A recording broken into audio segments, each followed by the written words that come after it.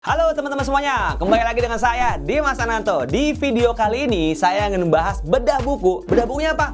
Nah, inilah buku saya sendiri ya, Strategi Kaya Ternak Properti Walaupun Gaji Anda UMR.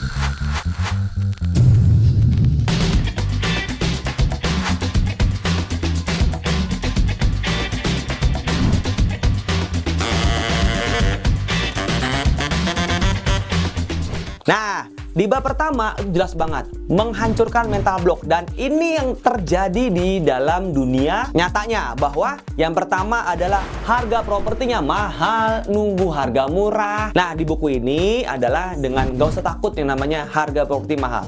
Misalkan begini, saya mau tanya Bapak Ibu, misalkan teman-teman punya duit langsung, bukannya duit, misalkan teman-teman ada investor 1 miliar, ayo ya, nanti katanya bilang nggak ada properti mahal, padahal duitnya ada. Ya, alasan lagi kan, itulah yang terjadi, banyak mental block bahwa oh properti mahal. Mahal dari mana?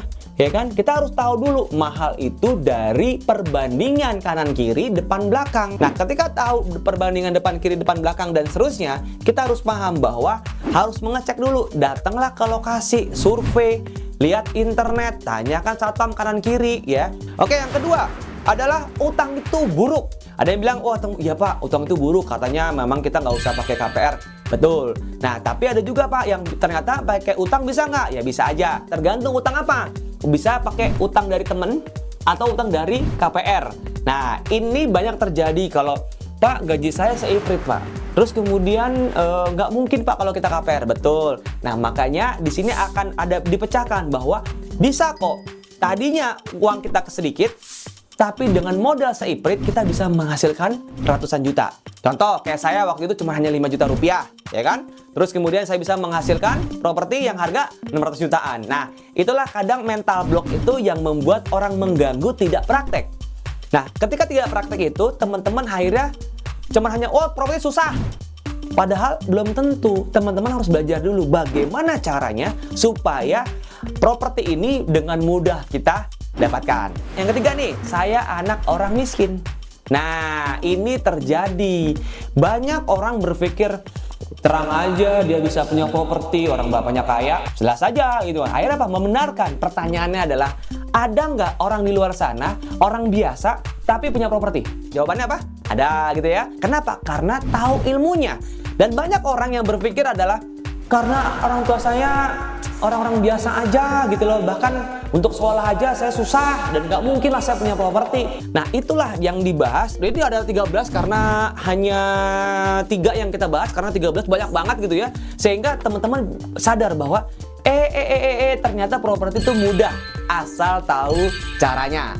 Nah, kembali lagi teman-teman, kalau teman-teman mau belajar dalam dunia properti ya, pertama adalah satu, buku apa yang kita baca. Buku tentang apa? Tentang dunia properti. Terus kemudian orang-orang pengusaha properti siapa aja, ya kan? Kita baca bukunya. Habis kita baca bukunya, kemudian kita bergaul. Nah, bergaul dengan orang-orang properti. Sehingga kita dapat girohnya. Giroh tuh semangatnya gitu ya. Sehingga semangat itu membuat kita jadi pengetahuan. Oh, ternyata dalam dunia properti itu ada apa aja? Developer, kemudian kontraktor, kemudian arsitek, kemudian agen properti, apalagi, ya kan?